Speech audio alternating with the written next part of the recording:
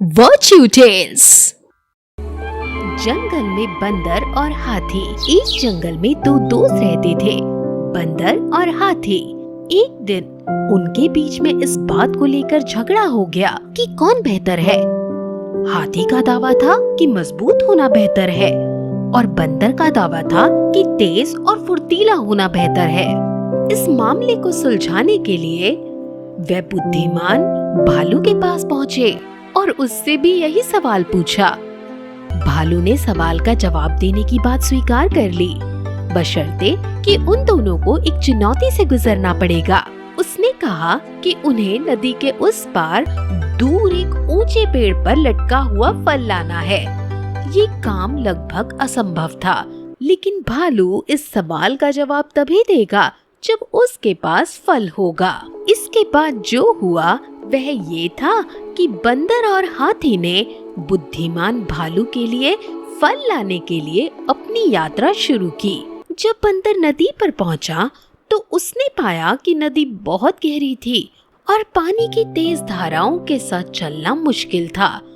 हाथी ने अपने दोस्त को देखा और बंदर से अपनी पीठ पर चढ़ने को कहा और इस तरह वे एक साथ नदी पार कर गए। जब वे पेड़ पर पहुंचे तो हाथी ने फल को पेड़ से नीचे उतारने का प्रयास किया, लेकिन पेड़ मजबूत था और हिल नहीं सकता था।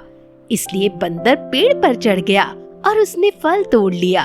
वे नीचे उतरा, हाथी की पीठ पर लेट गया और उन्होंने बुद्धिमान भालू को वह सुनहरा फल दे दिया। फिर भालू ने पूछा, तुम दोनों में से मेरे लिए फल कौन लाया? बंदर ने कहा कि वह लाया क्योंकि वह पेड़ पर चढ़ा था और फल लाया था।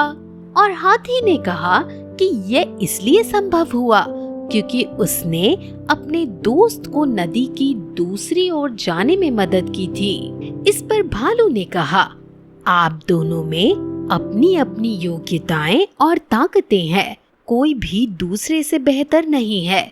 व्यक्तिगत रूप से हम बहुत प्रभावी नहीं हैं, हालांकि सामूहिक रूप से एक टीम के रूप में हम असंभव को प्राप्त कर सकते हैं।